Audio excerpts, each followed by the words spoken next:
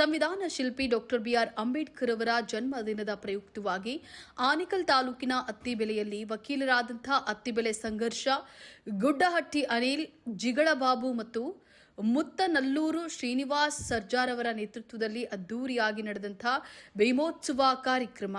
ಇನ್ನು ಭೀಮೋತ್ಸವ ಕಾರ್ಯಕ್ರಮ ಅಂಗವಾಗಿ ಎಸ್ಎಸ್ಎಲ್ಸಿ ಮತ್ತು ಪಿಯುಸಿ ಪರೀಕ್ಷೆಯಲ್ಲಿ ಹೆಚ್ಚು ಅಂಕ ಪಡೆದಂತಹ ವಿದ್ಯಾರ್ಥಿಗಳಿಗೆ ಪ್ರತಿಭಾ ಪುರಸ್ಕಾರ ವಿತರಣೆ, ಜಾಗೃತಿ ಮೆರವಣಿಗೆ, ಸಾಂಸ್ಕೃತಿಕ ಕಾರ್ಯಕ್ರಮಗಳು, ಪೌರ ಕಾರ್ಮಿಕರಿಗೆ ದಿನಸಿ ಕಿಟ್ ವಿತರಣೆ, ಹೋರಾಟಗಾರರಿಗೆ ಸನ್ಮಾನ ಸೇರಿದಂತೆ 10 ಹಲವು ಸಮಾಜಮುಖಿ ಕಾರ್ಯಕ್ರಮಗಳನ್ನು ಏರ್ಪಡಿಸಲಾಗಿದ್ದು, ಇನ್ನು ಭೀಮೋತ್ಸವ ಕಾರ್ಯಕ್ರಮದಲ್ಲಿ ಸಾವಿರಾರು ಭೀಮ ಬಂಧುಗಳು ಕಾರ್ಯಕ್ರಮದಲ್ಲಿ ಭಾಗವಹಿಸಿದ ದೃಶ್ಯ ಕಂಡುಬಂತು. ಜೊತೆಗೆ ಅಂಬೇಡ್ಕರ್ ಅವರ ಪಲ್ಲಕ್ಕಿ ಮೆರವಣಿಗೆಯೂ ಸಹ ರೋಮಾಂಚನವಾಗಿತ್ತು.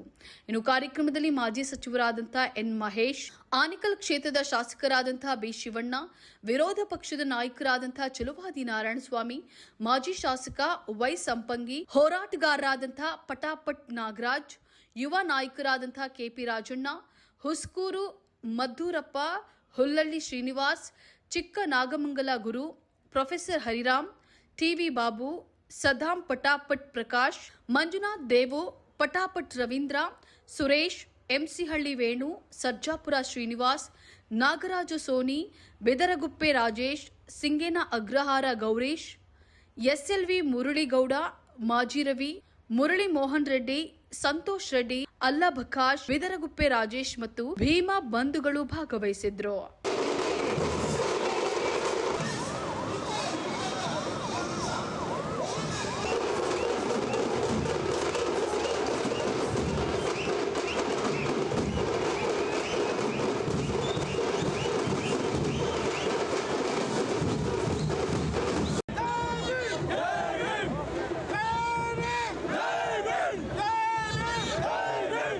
ಮೊದಲನೇದಾಗಿ ಎಲ್ಲರಿಗೂ ಜೈ ಭೀಮ್. ಏನಿವತ್ತು ಭೀಮೋತ್ಸವ 2026 ಕಾರ್ಯಕ್ರಮವನ್ನು ಅದ್ಧೂರಿಯಾಗಿ ಆಯೋಜನೆ ಮಾಡಿದ್ವಿ. ಈ ಕಾರ್ಯಕ್ರಮ ಅದ್ಧೂರಿಯಾಗಿ ಯಶಸ್ವಿಯಾಗಿದೆ.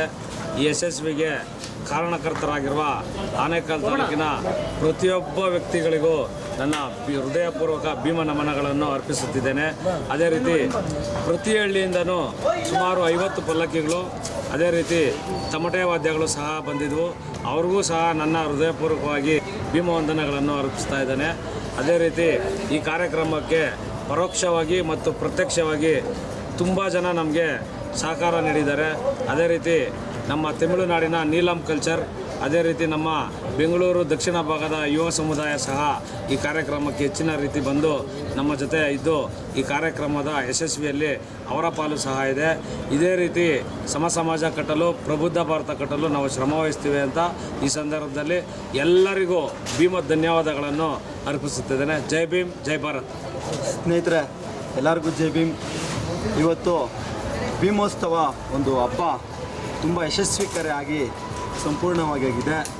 ಈ ವಿಚಾರದಲ್ಲಿ ನನಗೆ ತುಂಬ ಸಂತೋಷ ಆಗ್ತಾಯಿದೆ. ಯಾಕಂದರೆ ನಮ್ಮ ಸ್ನೇಹಿತರು, ಭೀಮ ಬಂಧುಗಳು ತುಂಬ ಜನ ನಮಗೆ ಈ ಕಾರ್ಯಕ್ರಮಕ್ಕೆ ತುಂಬ ಸಪೋರ್ಟ್ ಮಾಡಿದ್ದಾರೆ. ನಮ್ಮ ಯುವಕರು ಬೇರೆ ಬೇರೆ ಕಡೆಯಿಂದ, ತಮಿಳುನಾಡಿಂದ ಆಗ್ಬೋದು, ಬೆಂಗಳೂರು ದಕ್ಷಿಣ ವಲಯದಿಂದ ಆಗ್ಬೋದು, ಮಾದೇವಪುರ ಕಡೆಯಿಂದ ಆಗ್ಬೋದು, ಪ್ರತಿಯೊಬ್ಬರು ಹುಡುಗರು ನಮಗೆ ತುಂಬ ಸಹಕಾರ ಕೊಟ್ಟಿದ್ದಾರೆ. ಅವ್ರಿಗೆಲ್ಲರಿಗೂ ನನ್ನ ಹೃದಯಪೂರ್ವಕ ಧನ್ಯವಾದಗಳು.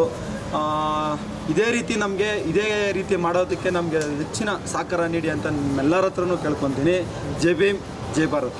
2026 ಯಶಸ್ವಿಯಾಗಲು ಪ್ರಮುಖವಾಗಿ ಕಾರಣಕರ್ತರಾದ ನಮ್ಮ ನಾಯಕರಾದ ಬಾಬಣ್ಣವರು, ಅನಿಲ್ ಅಣ್ಣವರು, ಸಂಘರ್ಷ ಅಣ್ಣವ್ರಿಗೆ ಅವರಿಗೆ ಹೃತ್ಪೂರ್ವಕವಾದ ಧನ್ಯವಾದಗಳನ್ನು ತಿಳಿಸುತ್ತೇನೆ.